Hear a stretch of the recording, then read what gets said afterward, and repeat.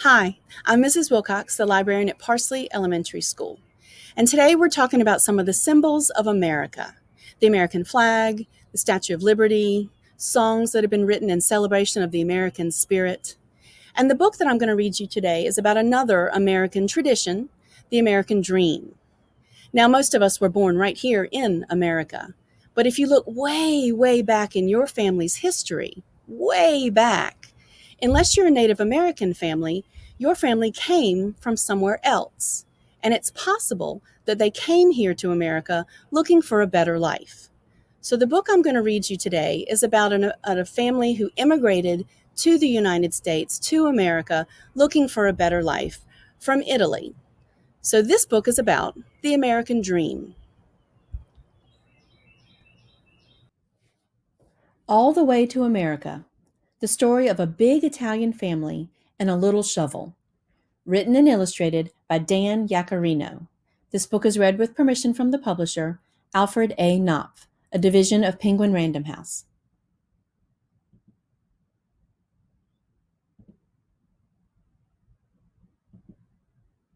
My great-grandfather, Michele Iaccarino, grew up on a farm in Sorrento, Italy. When he was a boy, his father gave him a little shovel so he could help tend the zucchini, tomatoes, and strawberries that his family sold in the village. They worked very hard, but were always very poor. And so when he was a young man, Michel left Italy and went all the way to America in search of new opportunities. Work hard, his father told him, handing him the little shovel. But remember to enjoy life. And never forget your family, his mother said. She hugged him and gave him their few family photographs and her recipe for tomato sauce. It was a long journey, and how different New York was from his tiny village in Italy. Like many immigrants passing through Ellis Island at the turn of the last century, he was given a new name. Michele Iaccarino was now Michael Iaccarino. He was happy to be in America, but never forgot his family in Sorrento. Friends from home helped each other in this new country. Michael found work in a bakery owned by a man who had also come from Sorrento. Michael polished his little shovel till it shined and used it to measure out flour and sugar. Michael met Adeline, and soon they were married. They found an apartment in a neighborhood called Little Italy, where many other recent immigrants lived as well. They had 5 children and did their best to teach them to work hard, enjoy life, and love their family. Michael started his own business as a pushcart peddler and continued to use the little shovel, this time to measure out dried fruit and nuts. His oldest son was named Agnello, but everyone called him Dan. Back then, children often had to leave school to help support their families. So from the age of 12, Dan worked for his father. When Dan grew up, he married Helen. These are my grandparents. Together, Dan and Helen opened a market. They sold all sorts of wonderful Italian food. Now the little shovel belonged to Dan, and he used it to measure out beans, macaroni, and olives. Dan had always dreamed of living in the country, so he and Helen bought a house with a big yard and raised a family there. He loved having everyone over for Sunday dinners. Dan's love of cooking led him to open a restaurant. He made pizza, eggplant parmigiana, and spaghetti, all with his grandmother's tomato sauce, of course. Dan's son Mike would help out in the kitchen after school. By now, the family was so large that celebrations were held at the restaurant. Everyone would come together to talk, laugh, and of course, eat. When Mike was a young man, he married Elaine. These are my parents. Mike opened a barber shop, and he used a little shovel to pour rock salt over the sidewalk whenever it snowed. I grew up in a big house in the suburbs, not far from my grandparents. We had a garden in the backyard, and I would help my father tend to the tomato plants. Every year, my parents would take my brother, my sister, and me to the Feast of San Gennaro in Little Italy.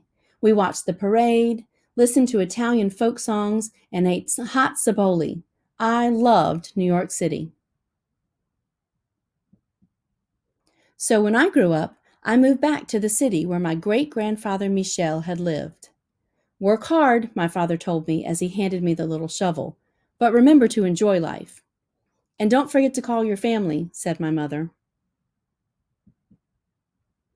I did work hard, and after a few years, I became an author and illustrator, creating books for children. Then I married Sue, and soon our son was born. He is named Michael, after my father and great-grandfather. Now I watch Michael and his sister Lucy work on our small terrace with the very same shovel that their great-great-grandfather brought all the way to America. We grow zucchini, tomatoes, and strawberries. I do my best to teach them to work hard, enjoy life, and love their family. The end.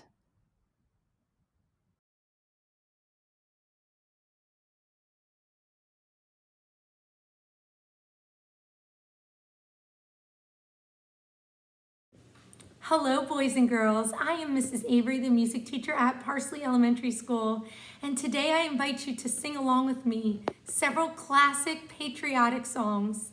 I will sing through each song twice, so you can listen the first time and sing along the second time, or join me both times. You are even going to learn a few fun facts about our music today. So let's sing together and celebrate our country, the United States of America. Did you know the Star-Spangled Banner was originally a poem by Francis Scott Key? It was later put to music, and it became the national anthem of the United States of America in 1931.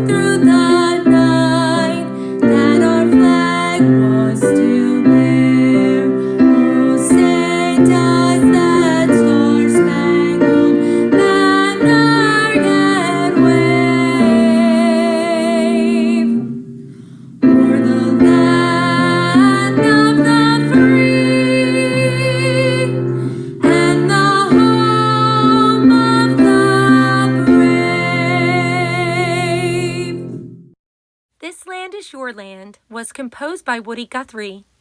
Some of Guthrie's friends and fellow musicians, such as Pete Seeger and Bruce Springsteen, have performed this song.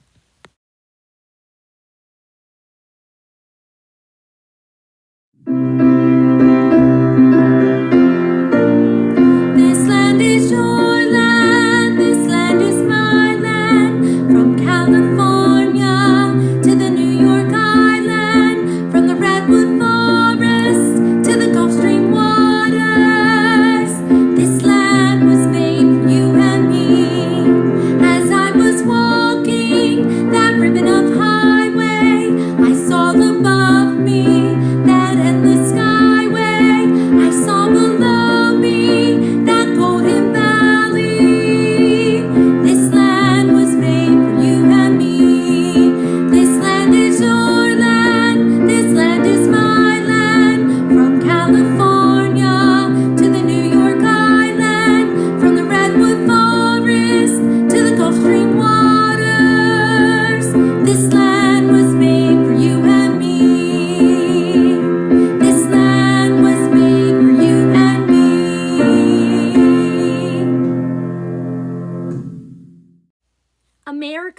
was written by Samuel F. Smith, and it was first performed in Boston, Massachusetts.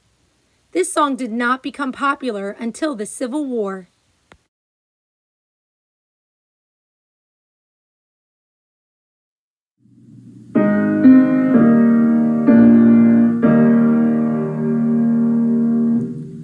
My country, 'tis of thee, sweet land of liberty, of thee I sing.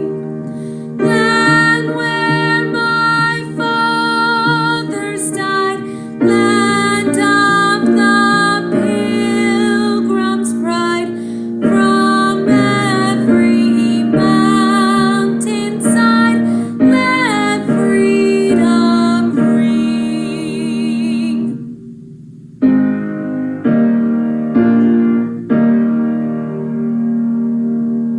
My country, 'tis of thee, sweet land of liberty, of thee I sing.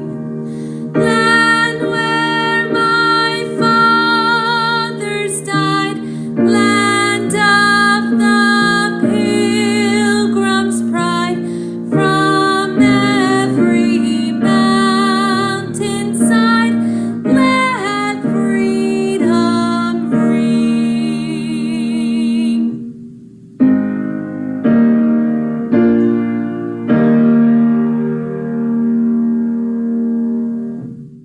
Here's a cool fun fact for you. Your Grand Old Flag became a hit song after it debuted in the 1906 Broadway musical George Washington Jr.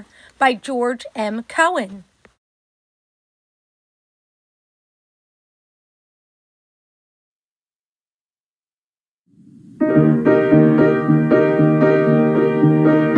You're a grand old flag, you're a high-flying flag, and forever in peace may you wave.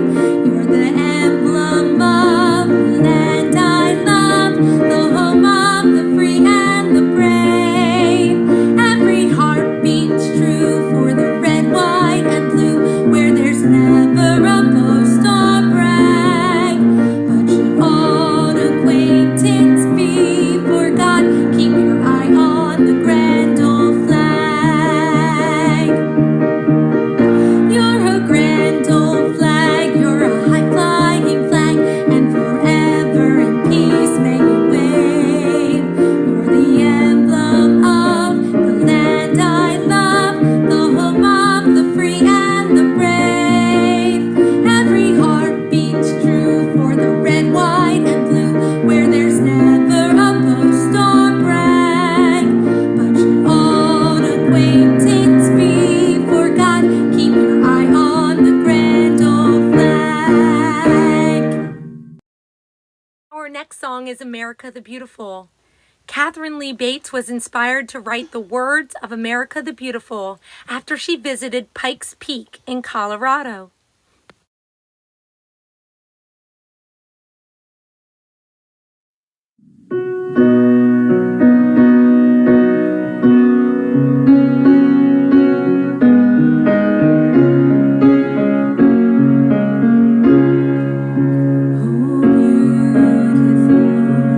For spacious skies, for amber ways of grain,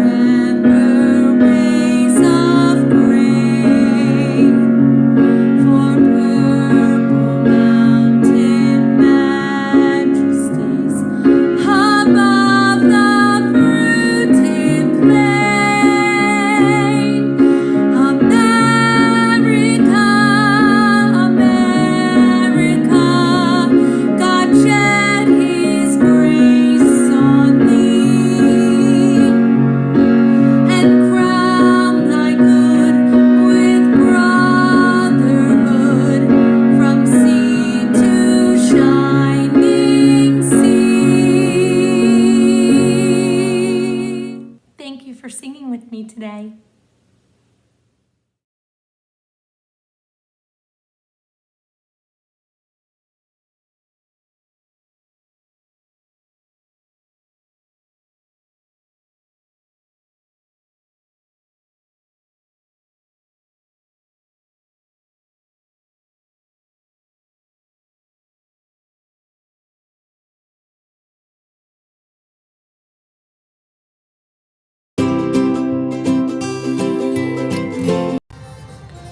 Hi, I'm Mrs. Slode. I'm the art teacher at Parsley Elementary. I'm so happy to be with you.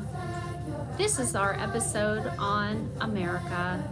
And what's more American than our American flag, the good old red, white, and blue.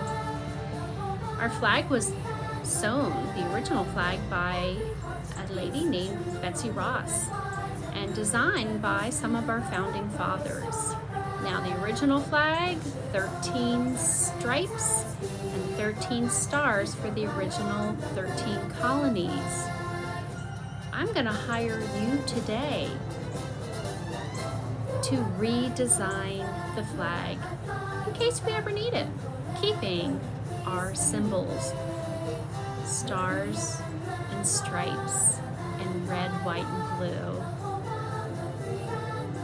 Have fun. Our flag has 50 stars and 13 stripes. Jasper Johns made 3 flags within each other, and you are going to redesign the American flag. Each morning, millions of students stand and pledge allegiance to the flag of the United States of America. Did you ever wonder where our flag came from? When our country was first being born, George Washington, Robert Morris, and Colonel George Ross asked a woman named Betsy Ross if she would design a flag for the United States. Betsy owned an upholstery shop where padding and material was put onto furniture. At only 24 years old, she had her own shop and was so good with material and sewing that they asked her to create the first flag. She designed the flag to have 13 stripes of red and white to represent the 13 colonies. She put a field of blue in the corner with a circle of 13 white stars. She worked hard, and on June 14, 1777, the Continental Congress adopted the new flag. Historians are not sure if Betsy really designed the very first flag, but we do know she did make flags for the United States. Her home is one of the most visited tourist sites in Philadelphia today.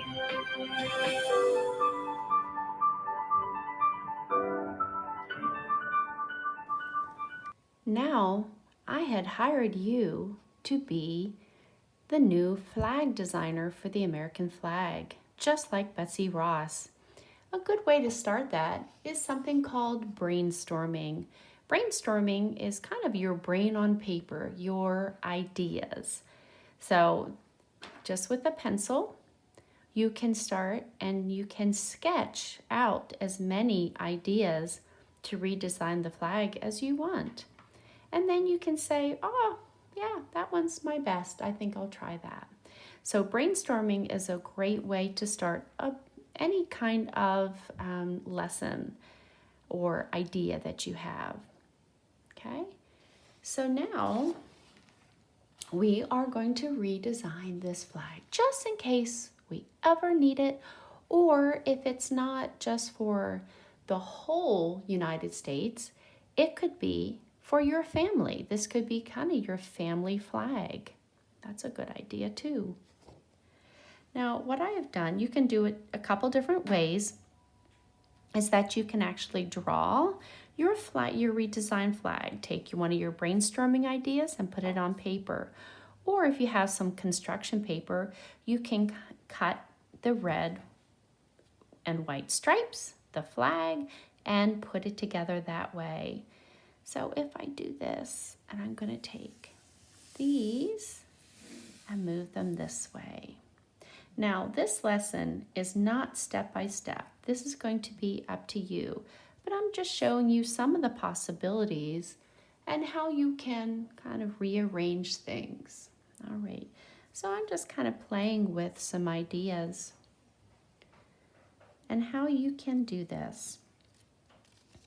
Might kind of change the way, the order, but keeping the symbols of America.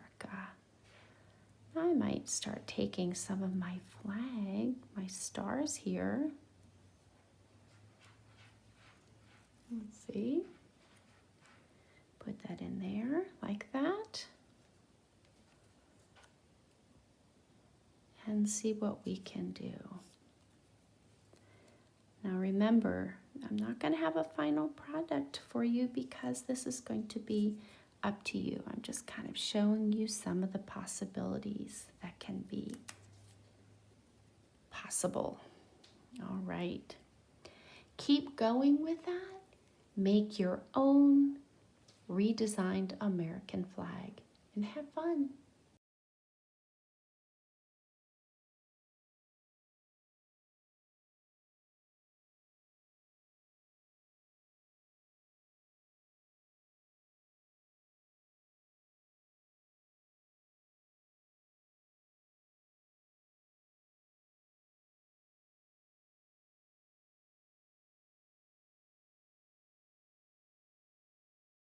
Hey everybody, my name is Mr. Walters. I'm the PE teacher at Parsley Elementary School, and I'm here today with your physical education lesson. The lesson, or the themes in the lessons this week or today, have been about America. And one of the symbols for America is the Statue of Liberty. The Statue of Liberty is located on Ellis Island in the state of New York. And as immigrants were coming over to America, they would see the Statue of Liberty upon their arrival, and they would know that they have reached America. So what we're going to do today is we're going to play a little game that we typically play at our fun day. As we have Memorial Day weekend coming up and the weather's getting warmer, it's always fun to get outside and play with water. So this is a water game. So what you're going to need is you're going to need a milk jug or a 2-liter bottle or something like that. You'll need a bucket full of water, and then you'll need a sponge to soak up that water. And what we're going to do is one person is going to sit over there in the chair, and they're going to hold the bucket. You can either hold it on your head like this, or you can hold it up, kind of like the Statue of Liberty is holding the torch. You can hold it up like this, and one person is going to have to run from the bucket, squeeze as much water as they can into the sponge, run down, and they're going to try and empty as much water as they can into the 2-liter jug or into the milk jug. So this is a relay race, so you can use friends, if you have friends that live around you, or family members, and split up in teams. And on my milk jug, I have a black line. All right, so if we have both of them, and it would be whichever team filled up to the black line first. Okay, so after I've run, so whoever runs takes the sponge, runs down, empties all the water in the jug. After you do that, you would switch spots. So if I was holding the jug above my head, I would take the sponge from my partner, take the sponge, run it back to the bucket, fill it up, and then I would run it back and dump it inside the jug that's now on my partner's head. If you have 3 or 4 people, just set it up as you would in a relay line. Okay, so we're going to play around and show you how it's done. All right, so the first part of this race, you're going to have one person down here at the bucket. Your partner's going to be sitting in the chair with the milk jug or the water bottle on their head. Somebody's going to count down and say ready, set, go. When they say go, you're going to reach into the bucket, squeeze the sponge, get as much water in that sponge as you can, and then you're going to run as fast as you can to your partner sitting in the chair and squeeze out as much water in that jug as you can. At this part, what you're going to do is you're going to hold the bucket above your head. Your partner's going to run down, and they're going to squeeze as much water as they can into your jug. After they do that, you're going to switch places with your partner, and you're going to take the sponge and you're going to go refill it. So it's going to look like this.